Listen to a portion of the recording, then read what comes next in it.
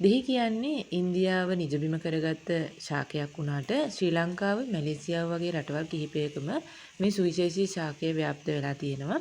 Vitamin C, vitamin B6, vitamin A, E, niacin, thiamine, folate, copper, calcium, phosphorus, යකඩ වගේ ගොඩාක් පෝෂක පදාර්ථ අඩංගු වෙලා තියෙන නිසා ඖෂධීය වටිනාකම ගොඩාක් ඉහළයි මේ දෙහිවල. ඉතින් මේ දෙහි කියන්නේ ඊ타ත්ම ගුණදායී, පිපාසය සංසිඳුවන, සිරුරේ විඩාව නැති කරන ඖෂධයක්.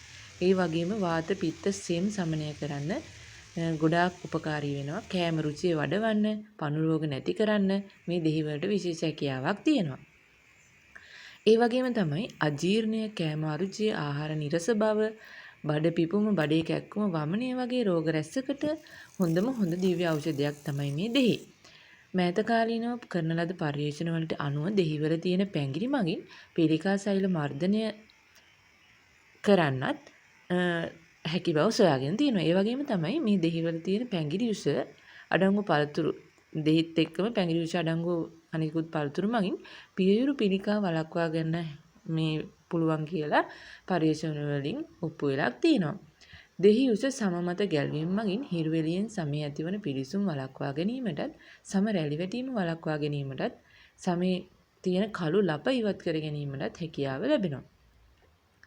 දෙහි යුෂ හිස් කබල මත ඇතිල්ලීම මගින් හිස්වරි පාලනය කිරීමටත් හිසකෙස් වැටීම මෙන්ම හිසකෙස් වල ගැල්වීමෙන් ස්වභාවික දිස්නය පවත්වා ගැනීමටත් හැකියාව තියෙනවා.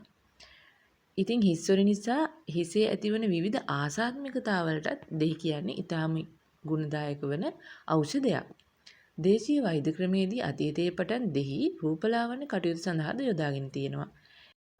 කුරුලෑ, ලප කැලෑ ඉවත් කරගන්න හොඳ ඖෂධයක් විදිහට සම දීප්තිමත් කරන හොඳ ඖෂධයක් විදිහට තමයි දෙහි සැලකෙන්නේ.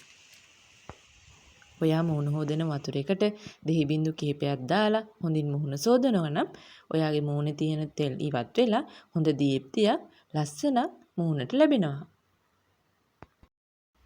මීට අමතරව කුෂ්ඨ, විසප්පු, ඉදිමුම් වලටත් දෙහි කියන්නේ විශ්මිත දිව්‍ය ඖෂධයක්. ශරීරයේ අභ්‍යන්තරයේ සිටින පරපෝෂිතයන්ට, පණුවන්ට හා බැක්ටීරියාවන්ට එරෙහිව සටන් කරලා අපේ ශරීරය අපිට ආරක්ෂා කරලා දෙන්නත් මේ දෙහි වලට පුළුවන්. නිරෝගිමත් වෙන්න ගොඩාක් උපකාරී වෙන අපේ කෑම වලට එකතු කරගත යුතුම දෙයක් තමයි මේ දෙහි කියන්නේ. ඉතින් මේ වගේ තවත් වැදගත් වීඩියෝ බලන්න මගේ channel එකත් එක්ක දිගටම රැඳිලා ඉන්න.